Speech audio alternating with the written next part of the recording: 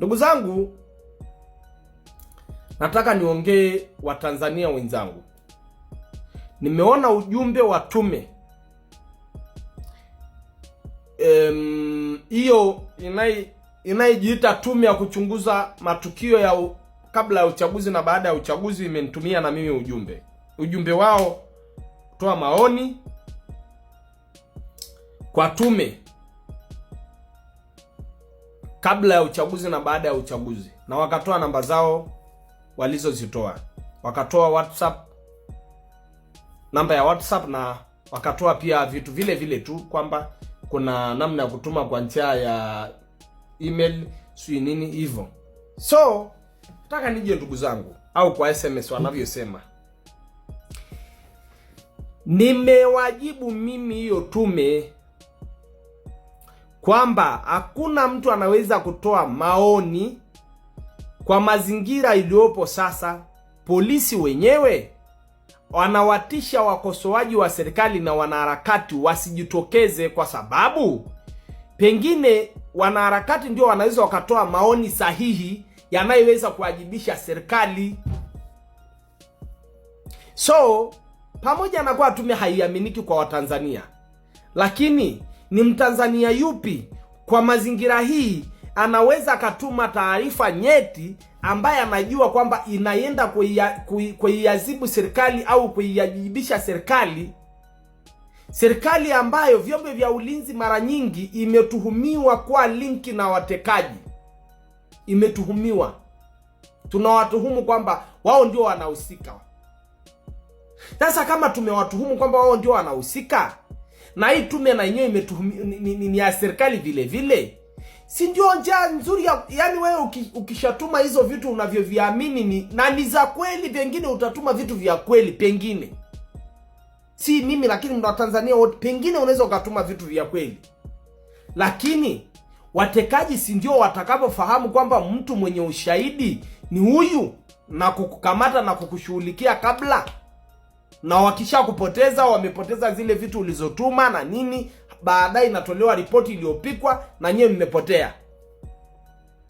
Mimi nashauri watu wote, tunzeni ushahidi zenu, tunzeni mnachokifahamu mpaka itakapoundwa tume ambayo itaaminika kwa Watanzania wote, ambayo inaweza kumhakikishia mtu ambaye ana ushahidi kamili uhai wake kwamba atakuwa salama baada ya kutoa ujumbe, ya kutoa maoni yake na kutoa ushahidi unaohusika. Hii tume ni kama vile inatafuta Miss Tanzania. Haifahamu kwamba ni taarifa nyeti zinakusanywa zinazohusu uhai wa watu, na kuna watu ambayo wamehusika, ambaye na wao hawataki hizo taarifa zijulikane, watajilinda kwa namna yoyote ile. Acheni, tumieni akili. Tumieni akili. Acheni kudanganya wa Tanzania. Mnazunguka tu na udanganyifu, propaganda, mambo ya hovyo usiokuwa. Taifa hili mmeshindwa kuwa na akili. Unaitwa jaji, sijui jaji gani, jaji mstaafu. Wewe unaamini kwamba hiyo njia ni cha sahihi ya kukusanya taarifa? Unaamini? Yaani mimi leo niamke nitumie simu yangu nikutumie taarifa nyeti ambayo najua ni kufa na kupona, na natuma kwa namba zangu, ili sio watekaji wanakuja kunifuata mimi. Wewe unaaminije hao wajumbe wenzako wote? Mimi nasema nataka niwafungue akili nye hawa mnaojiita tume. Hakuna kitu mnaweza mkapata hapo zaidi ya kwamba mtahoji machawa, na huo ndio ukweli. Na hii nasema kwa hasira, kwa sababu nimewashauri kwenye SMS, nimewatumia SMS, hawataki kujibu. Mnaishi kulalamika. Taifa gani la kulalamika hili? Yaani wewe mwenye mamlaka unalalamika, mimi mwananchi nalalamika, naetekwa nalalamika, na wewe unalalamika. Sasa nani ataishi salama? Mimi nasema hii nchi sio ya mtu mmoja, na hii nchi sio ya vibaraka na political mafias watatu wanne. Ningependa sana kama mmezamiria nyewe ni tume ambayo hamtaelekezwa na mtu yoyote. Mtu anapotoa maoni yake, chukulieni hatua na mseme kwamba kwa nini amtengenezi mazingira basi ambaye inamwezesha mtu kupata ulinzi pale anapotoa ushahidi wake ambaye ni kamili. Kwa sababu nyie si mmekuja kukusanya taarifa? Si mnasema hamna taarifa? Hamnazo. Sasa mnatengenezaje mazingira ya kuwalinda wanaokuja kuwaleteeni nyie taarifa kwa hizi namba? Sasa tuma ni message za mapenzi hizo. Tuma hii, tuma ni message za mapenzi hizo? Ni message za mahusiano ya kutakiana, au ni message za kutakiana siku ya kuzaliwa useme tuma? Mimi nasema, narudia, hizo sio message ya kumtakia mtu siku ya kuzaliwa. Ni vitu vinavyohusu taifa, ni vitu nyeti. Sasa tuseme, nikuambie tu wewe huyu mwenyekiti wa tume, tuseme akapatikana Mtanzania mwenye ushahidi kwamba watu waliouawa yeye anawafahamu, na pengine kwenye video atakayokuletea anawafahamu kwa majina, na pengine anawafahamu aliowaua kwenye jumba fulani au kwenye sehemu fulani anawafahamu. Umehakikisha kumlinda huyu mtu kwa njia gani? Kwa kutuma atume, naye atume hivi? Ni akili?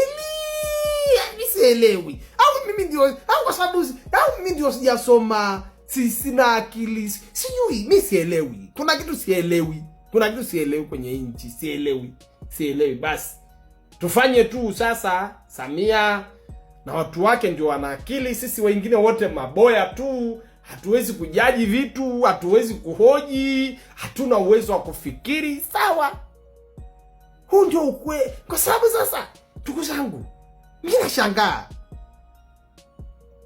jaji kabisa anakuja kusambaza namba, tuma kweli. Ni vitu vinavyomwajibisha aliyomteua. Yaani mimi nitume vitu vinavyomwajibisha Samia aliyomteua nitume? Yaani nitume video ambaye najua kabisa la pengine hii ni hatari kabisa, nitume niitolee maelezo alafu niende nisubiri kwamba nimeituma kwa tume? Nimesema Watanzania, kama mnadhamini na kuiamini taifa lenu na kuipenda taifa lenu, huu tume sio haiaminiki. Nasema hii, pengine mimi ndio wa kwanza kusema hivi hadharani. Wengine hawajasema hadharani kuhusu hii tume, kusema haya mambo ninayoyasema. Nimesema mimi hii kabisa kwamba msitoe ushirikiano kwa hii tume. Haileti chochote, haijatengeneza mazingira, haijatengeneza kitu chochote, haijaunda mazingira ya mtu kuhakikishiwa usalama wake. Inakaa sehemu tuma nini? Kwa hiyo ndugu zangu, mimi niwaombe kabisa. Tume hii imesema sijui inapiga marufuku. Mimi nasema kama Mtanzania, maoni zangu ni hiyo, kwamba na hoja yangu ni hiyo. Tume hii itoke kujibu hii, alafu ndio tutaenda mbele zaidi kuendelea kujenga hoja zingine. Tumesema hatuwezi hakuna mtu kwanza, licha tu hii tume kuaminika, wenyewe hawajatengeneza mazingira yoyote ya kuhakikisha usalama ya watu wanaokuja kutoa maoni kwenye tume. Nani anataka kuriziki maisha? Yenyewe hapa watu wanajificha, kila mtu yuko uvunguni. Uende utoe maoni tena? Sawa, huenda hata hii ninazosema ni hatari, huenda inasababisha nitekwe au niwawe au nifanyaje, but I don't care. Lakini nimewaambia ukweli. Na Watanzania, ukienda kutoa taarifa kwa hii tume na ushirikiano, haijatengenezwa mazingira yoyote, na ndio maana hawana uwezo wa kujibu message yako unapochallenge usalama wako utakuaje. Hawakujibu. Unawaambia usalama wangu na hakikishiwaji, hawakujibu, wananyamaza kimya. Sasa wao wanyamaze kimya na nyie nyamazeni kimya. Kusanyeni kahawa, nendeni mkahoji kina nani? Nendeni mkahoji kina Mwijaku. Si wapo kina Mwijaku? Nendeni mkahoji kina Mwijaku. Kina Mwijaku si wapo? Endeni mkahoji. Yes, endeni ya hivyo ndio vile Leposa alivyomjibu ile tume ambayo ilikuwa ili waweze kutoa maoni yao, wananchi waweze kutoa maoni yao kuhusiana na yale ambayo yaliweza kufanyika, ambapo Leposa aliweza kuwajibu na kuambia kwamba kuna jinsi wanavyoweza kutoa maoni yao wakati polisi ama tume ya polisi yenyewe haina haki ama uhuru, ambapo wale wanaopigania haki za kibinadamu hawezi jitokeza na kutoa maoni yao, kwani pia wanaweza tekwa ama kudhulumiwa wakati wanapotoa maoni yao ama kutrakiwa na polisi. So ameweza kuzungumza yale ambayo umeweza kuyasikia kwenye hiyo clip ambayo umetoka kuyatazama sasa hivi. Sijui una maoni gani kuhusiana alichosema Masai Leposa? Kama uko na maoni niachie hapo kwenye comment section. Kama hujasubscribe na kuomba uweze kusubscribe, finya notification bell ndio wakati wote tunapata habari kama hizi unakuwa wa kwanza kuzipata. Hadi wakati mwingine, na kutakia jioni njema. Asante sana kwa wakati wako.